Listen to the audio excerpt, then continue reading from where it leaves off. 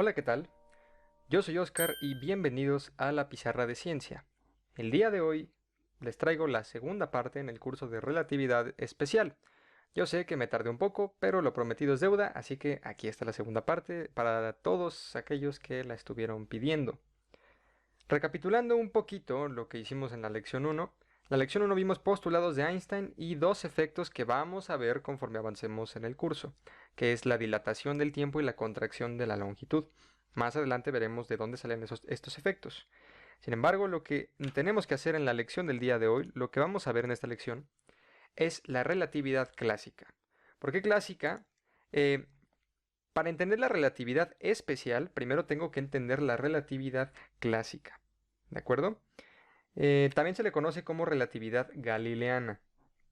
Más adelante veremos por qué. Tiene que ver con unas transformaciones muy especiales. Importante, si no vieron la lección anterior, les recomiendo que vayan a verla, está en el canal. Y pues para que no pierdan el hilo de cómo va a estar las lecciones. También, si no se han suscrito al canal, si se suscriben me ayudarían muchísimo a crecer y seguir compartiendo ciencia con todos. Denle like y sin nada más por el momento, vamos a comenzar. Comenzaremos con un ejercicio mental, tal como en el video anterior. Imaginemos que este eres tú, o soy yo, o cualquiera, es una persona. Y está al lado de la carretera. Y al lado de la carretera de repente aparece una caja, un paquete, que su contenido no es relevante por el momento. Y de pronto pasa un vehículo. De acuerdo, nuestra situación está planteada. Pero ojo, vamos a regresar un poquito. Vamos a regresar el coche donde estaba, pausa. Y vamos a quedarnos en este instante en el tiempo. En este instante en el tiempo en el que yo he pausado, digamos que por ejemplo, yo puedo perfectamente decir que en este instante que yo le puse pausa, son las 03 de la tarde, a las 3 de la tarde, las 3 pm, ¿de acuerdo? Y en ese momento, el vehículo lleva una velocidad constante. Eso es súper importante, quiero que lo mantengan en mente, el vehículo está a velocidad constante. ¿Por qué a velocidad constante? Más adelante veremos. Los que hayan visto el video anterior saben sobre los marcos de referencia inerciales y es importante, va a ser un concepto importante. Ahora, ¿qué más puedo decir sobre mi escenario? ¿Por qué es importante la caja? A lo mejor se estarán preguntando. La razón es que la caja yo la puedo entender como un evento, ¿sí? Un evento, ¿qué es un evento?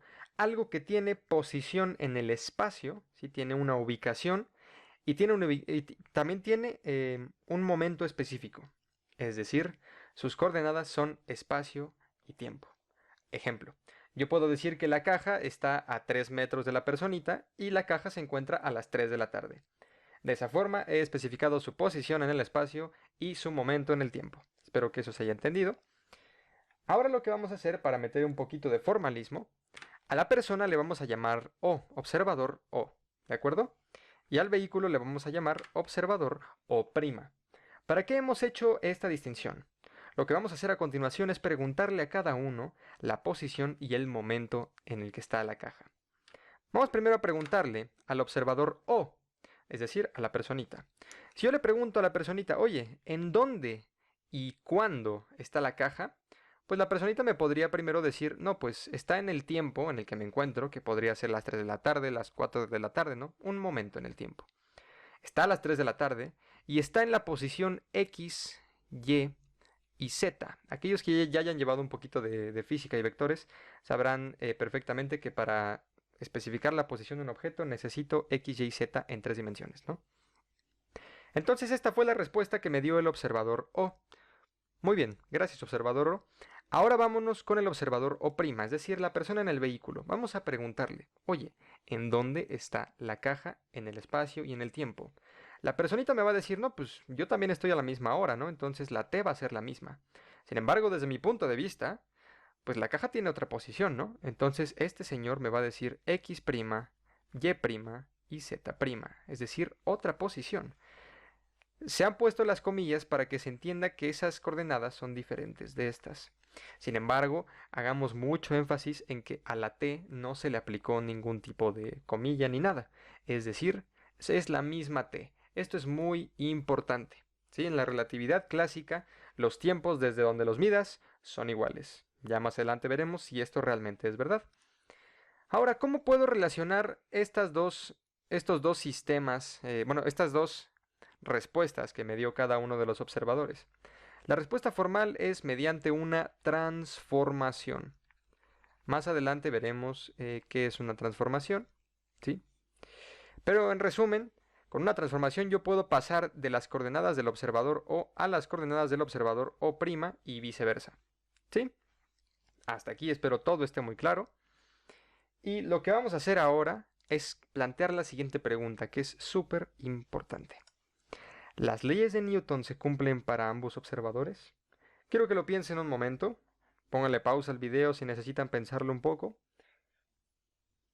¿De acuerdo? Espero lo hayan pensado. Si no le pusieron pausa, no pasa nada. Vamos a ver la respuesta poco a poco. La respuesta está en algo llamado transformaciones de Galileo.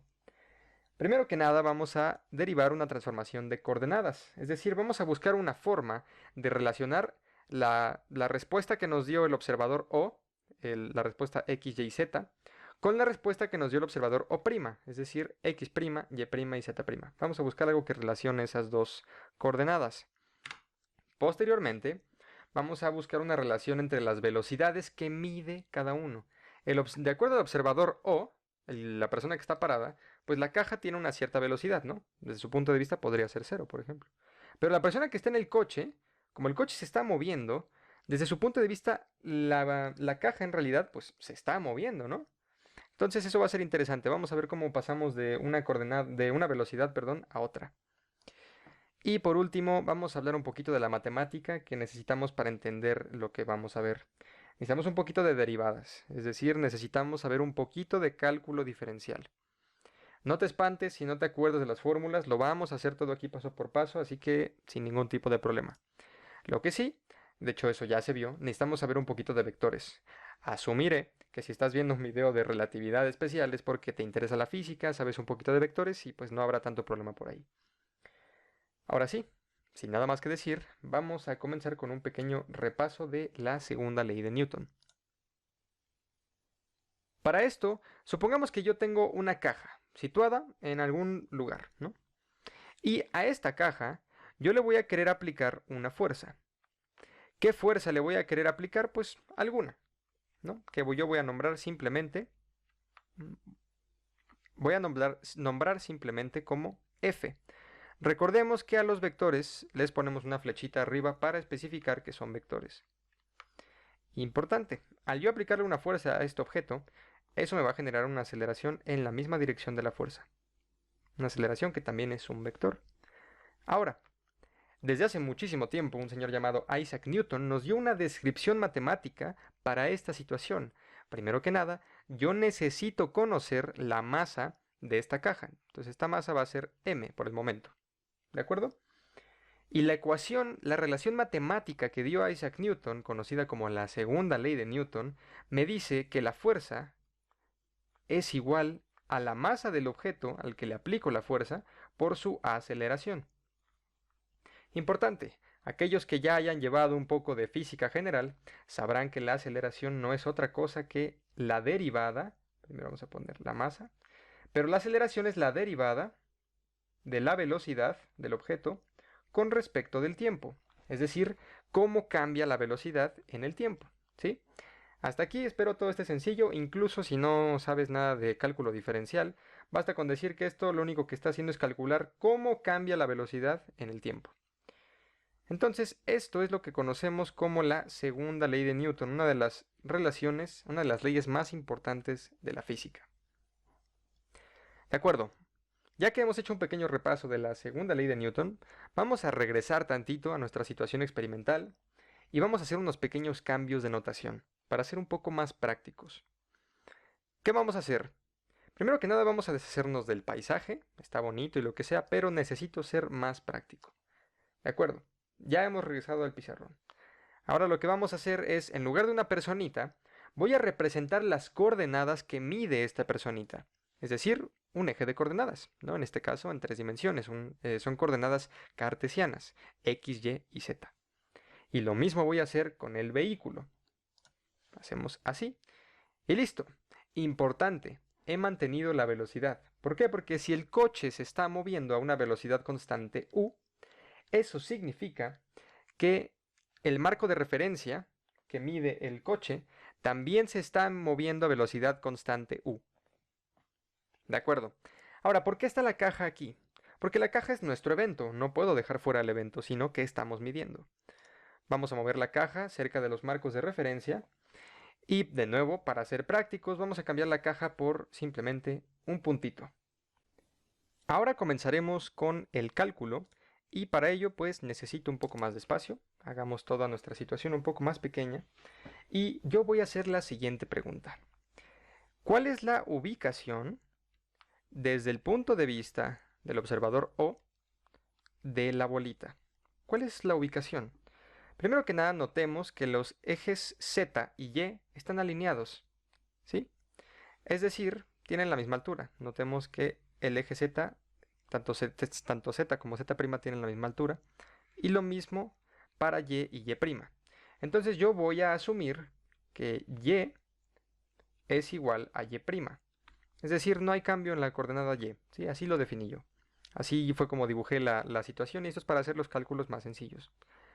Ahora, lo mismo con Z. Z es igual a Z', ¿sí?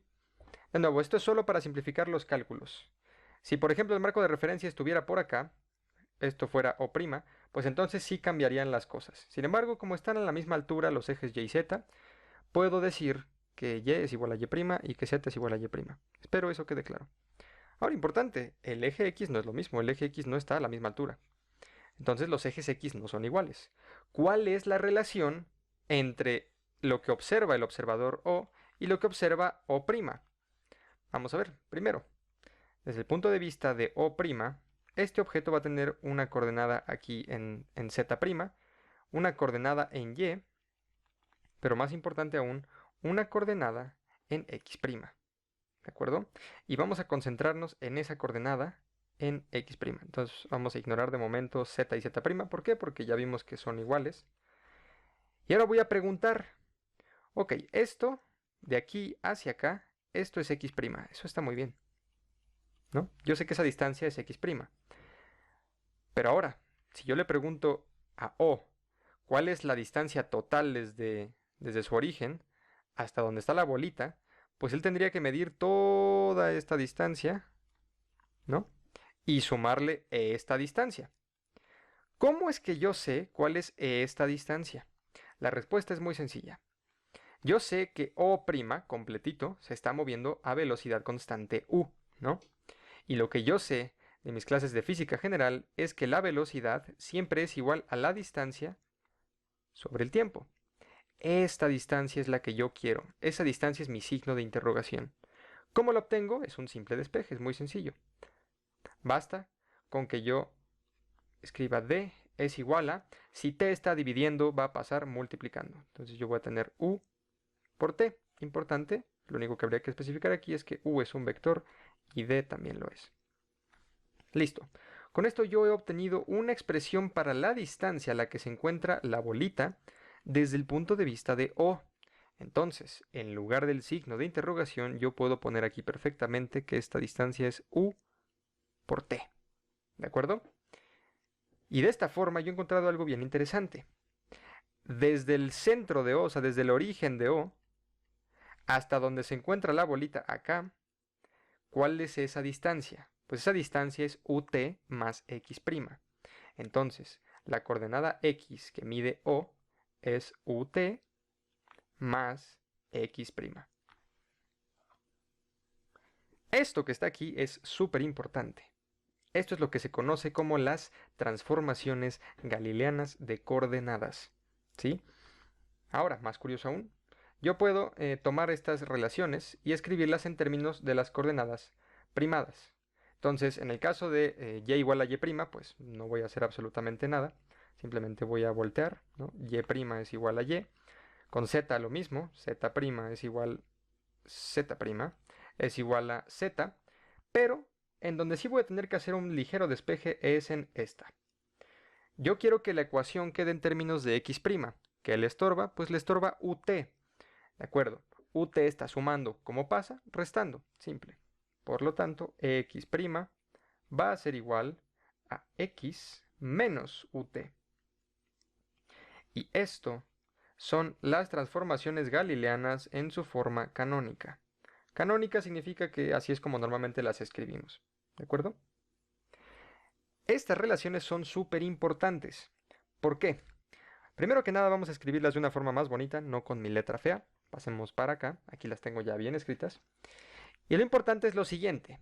Si yo conozco x', es decir, la coordenada que me dice O', el coche, yo puedo obtener la coordenada que me tendría que decir la personita, ¿sí?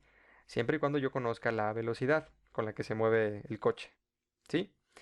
Entonces, esto que se llama transformación de coordenadas me permite pasar de las coordenadas que mide el coche a las coordenadas que mide la personita.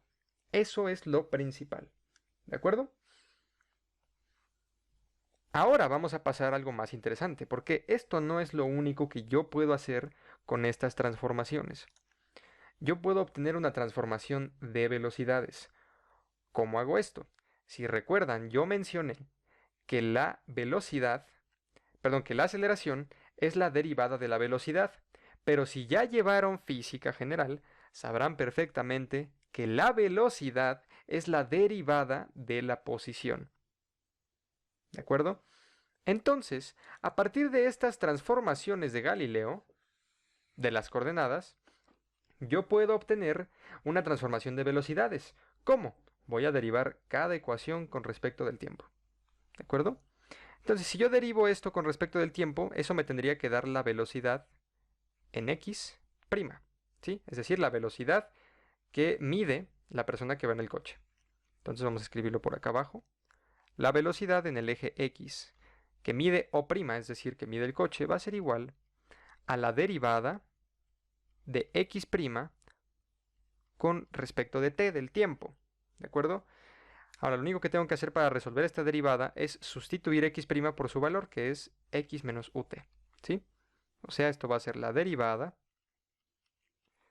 con respecto del tiempo de x menos ut.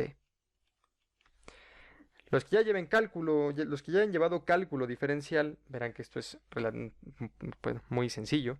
Lo único que tenemos que hacer es distribuir la derivada, que eso se llama que son transformaciones lineales, y me va a quedar la derivada de x con respecto de t menos la derivada con respecto de t, ¿de quién? De ut. Importante. Yo hice énfasis en que u es una constante, es una velocidad constante, por lo tanto, puede salir de la derivada. Ahora, importante también, yo sé que la derivada de la posición en x con respecto al tiempo va a ser la velocidad en x. Ojo que aquí no puse comilla. ¿Por qué? Porque esta es la velocidad que va a medir la personita. ¿Sí? Por eso no lleva la comilla. Ahora, como bien mencioné, la u sale de la derivada. Entonces voy a tener u afuera por la derivada de t con respecto de t. Pero esa derivada es simplemente 1. Entonces yo voy a tener la velocidad en x menos u. Hasta aquí espero que todo esté claro. Hemos obtenido la primera transformación de velocidad. Es decir, si yo conozco v que mide la persona que está en el coche, es decir, v', yo puedo obtener v normal, es decir, la velocidad que mide la personita. ¿De acuerdo? Ahora vamos a hacer lo mismo con las otras dos que me faltan, ¿no? Que es la transformación en y y la transformación en z. Veremos que esas en realidad son muy sencillas. Si yo derivo esta ecuación, mi resultado tendría que ser la velocidad en y medida por el coche, es decir, prima. Muy bien, entonces voy a tener por aquí la velocidad en el eje y prima, es decir, la mide el coche. Va a ser la derivada ¿de quién? Pues de y prima. Ahora lo que tengo que hacer es sustituir el valor de y prima, que yo sé que es simplemente y, con respecto del tiempo, pero la derivada de y con respecto del tiempo es la velocidad en el eje y. ¿Sí? Ahí está mi segunda transformación. Esto está curioso, significa que la velocidad en el eje y que mide el coche es igual a la velocidad en el eje y que mide la persona. Vamos a hacer lo mismo con z. Si yo derivo con respecto del tiempo esta ecuación, mi resultado tendría que ser la velocidad en el eje z que mide el coche. Por eso lleva la prima. Entonces, la velocidad en el eje z que mide el coche va a ser igual a la derivada de z, con respecto del tiempo. Pero la derivada de z con respecto del tiempo es la velocidad en z. Notemos que no lleva comilla, por lo tanto, esta velocidad es la velocidad que mediría la persona que está afuera, ¿no? Que está en la carretera. Con esto hemos obtenido relaciones súper importantes. Vamos a anotarlas acá abajo. Voy a hacer una pequeña línea para dividir nuestros cálculos de los resultados. Y básicamente lo que hemos obtenido es que la velocidad en y que mide el coche es igual a la velocidad en y que mide la persona. También obtuvimos que la velocidad en z que mide el coche es igual a la velocidad en z que mide la persona. Y por último, obtuvimos que la velocidad en x que mide el coche tiene que ser igual a la velocidad en x que mide la persona menos la velocidad a la que se mueve el coche. Y esto que acabo de escribir aquí son las transformaciones de velocidades galileanas. Vamos a escribirlo más bonito. Hemos llegado a este resultado. ¿Qué significa este resultado? Significa que si yo conozco la velocidad que mide el coche y a la velocidad a la que se está moviendo el coche, yo puedo obtener la velocidad que mide la persona que está afuera. Y pues esto es más importante aún, que la velocidad en el eje Y es la misma para tanto la velocidad que mide el coche es la misma para tanto el coche como la persona. Y lo mismo para el eje Z, ¿sí? Entonces las velocidades ahí no han cambiado. Por último, ¿qué puedo hacer yo con estas transformaciones de velocidades? La respuesta es en realidad sencilla. Tenemos que hacer lo mismo que ya hicimos, es decir, derivar. Vamos a abrir nuestro siguiente pizarrón. Aquí está. Estas son las transformaciones de velocidad y las voy a derivar con respecto del tiempo.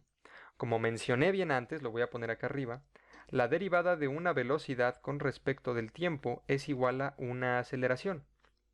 Por lo tanto, si yo derivo esta ecuación que está aquí, lo que yo tendría que obtener es la aceleración que mide el coche en el eje X. Si yo derivo esta ecuación que está aquí, lo que yo tendría que obtener es la aceleración que mide el coche en el eje Y. Y por último, si yo derivo esta ecuación que está aquí, yo tendría que obtener la aceleración que mide el coche en el eje Z. ¿De acuerdo? Vamos a hacer cada una de esas derivadas, paso por paso. Vamos primero con el eje X.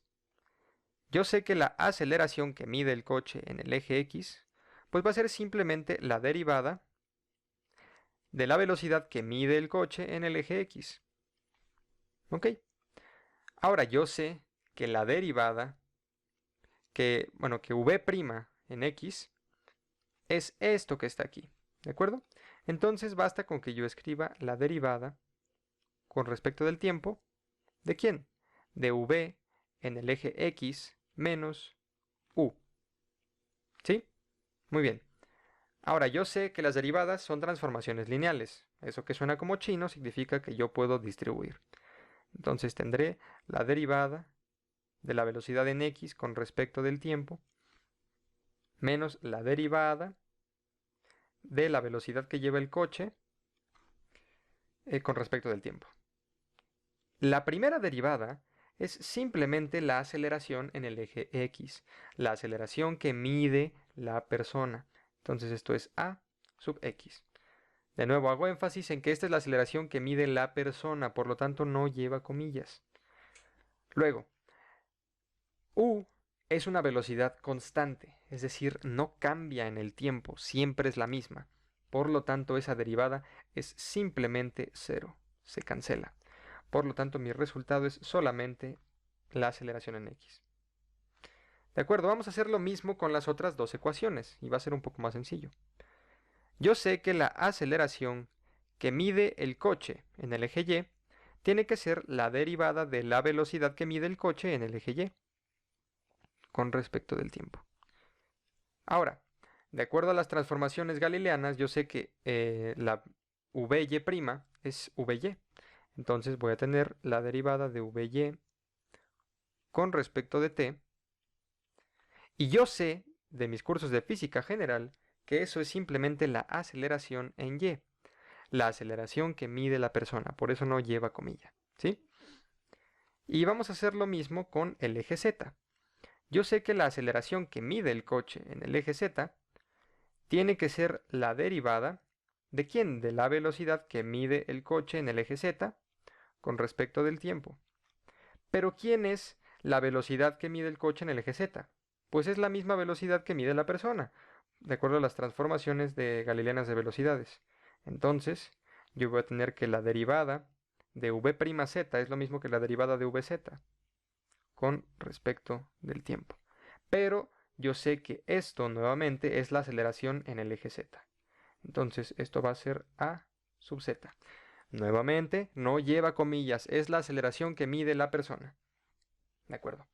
Siendo así, hemos encontrado las siguientes relaciones. Vamos a resumir. En el eje Y, la aceleración que mide el coche es igual a la que mide la persona. Es decir, A' de Y es igual a Y. En el eje Z, lo mismo. La aceleración que mide el coche es la misma que la aceleración que mide la persona. Y por último, en las velocidades, el tema del eje X cambió, pero aquí obtuvimos algo interesante, que la aceleración que mide el coche en el eje X es igual a la aceleración que mide la persona en el eje X. Es decir, ambos, tanto el coche como la persona, miden las mismas aceleraciones. Vamos a poner nuestros resultados de forma más bonita. Aquí estamos. Todas las aceleraciones que mide tanto el coche como la persona son exactamente iguales. ¿Sí? Son iguales sus aceleraciones. ¿Y eso qué me dice? Pues eso tiene una implicación súper importante que tiene que ver con la segunda ley de Newton. ¿Qué es lo que yo sé de la segunda ley de Newton? Yo sé que la fuerza, lo voy a anotar acá arriba, yo sé que la fuerza que mide, que puede medir alguien, va a ser igual a la masa, en este caso sería la masa de la caja, por la aceleración que lleva esa caja. ¿Sí? Importante, yo sé que la aceleración fue simplemente la derivada, ¿no? Eso fue lo que hicimos en el pizarrón anterior. Entonces vamos a obtener la fuerza en cada eje, es decir, vamos a aplicar ley de Newton.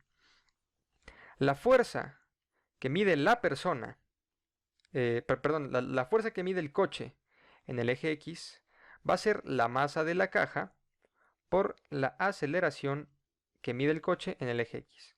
Pero yo sé que A' de X es igual a AX, de acuerdo a las transformaciones de Galileo. Entonces esto es simplemente la masa por la aceleración en el eje X.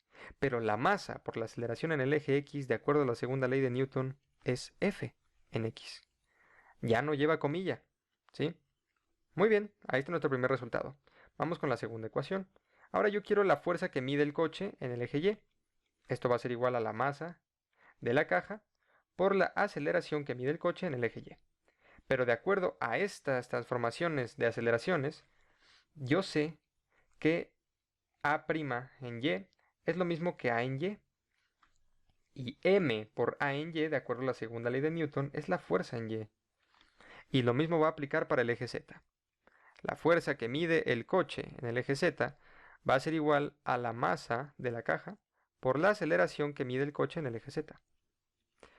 Y eso va a ser igual, de acuerdo a las transformaciones de aceleración, a la masa de la caja por la aceleración en el eje Z. Pero de acuerdo a la segunda ley de Newton, la masa por la aceleración en Z es simplemente la fuerza en Z. Vamos a resumir nuestros resultados por acá. La fuerza que mide la persona en el coche es igual a la fuerza que va a medir la persona que está fuera del coche. La fuerza en el eje Y que mide la persona del coche va a ser igual a la fuerza en Y que mide la persona fuera del coche. Y por último, la fuerza en Z que mide la persona en el coche va a ser igual a la fuerza en Z que mide la persona. Por lo tanto, la fuerza vectorial, o sea, ya vector, que mide el coche va a ser igual a la fuerza que mide la persona fuera del coche. Es decir, la ley de Newton, la segunda ley de Newton, se cumple en ambos marcos de referencia. Se cumple tanto para el observador que está fuera del coche como para la persona que está en el coche. Y esto tiene una implicación súper fuerte. En resumen, lo que yo acabo de demostrar es que la segunda ley de Newton aplica en ambos marcos de referencia. Y yo sé que si la ley de Newton aplica en un marco de referencia, este es un marco de referencia inercial. Acabo de demostrar entonces que tanto un observador en reposo como un observador en movimiento a velocidad constante, importante, ambos son marcos de referencia inerciales. ¿Sí? Estas son las primeras nociones que existen en la física clásica de relatividad. ¿Por qué? Porque eso significa que desde el punto de vista del coche, él está en reposo y quien se está moviendo es el señor de afuera. Y desde el punto de vista de la persona que está afuera, es el coche quien se está moviendo. ¿Sí? Es decir, el movimiento es relativo. Depende de quién le preguntes. Si yo le pregunto al observador O, oye, ¿quién se está moviendo, tú o el coche? Claramente me va a decir, pues el coche. Sin embargo, si yo le pregunto a la persona que está dentro del coche, le digo, oye, ¿quién se está moviendo? Perfectamente me podría decir, pues el que se está moviendo es la persona de afuera, ¿no? Que yo voy en mi coche tranquilo y de repente veo como pasa, ¿no? Entonces, el movimiento es relativo. Dicho de otra forma, la ley de Newton aplica para ambos observadores. Las leyes de Newton, específicamente. Si les gustó el video, no olviden darle like, suscribirse y dejarme un comentario si algo no se entendió, si algo no expliqué bien. Con muchísimo gusto puedo responder en los comentarios. Si algo a lo mejor tienen explicaciones, por favor, siéntanse libres de compartir en los comentarios. Si algo no les gustó como lo expliqué yo, por favor, siéntanse libres de explicarlo de otra manera. Finalmente, la ciencia es para compartirla y pues todos tenemos que hacer un trabajo colectivo para que eso suceda. Yo soy Oscar, espero les haya gustado y los veo en la siguiente lección.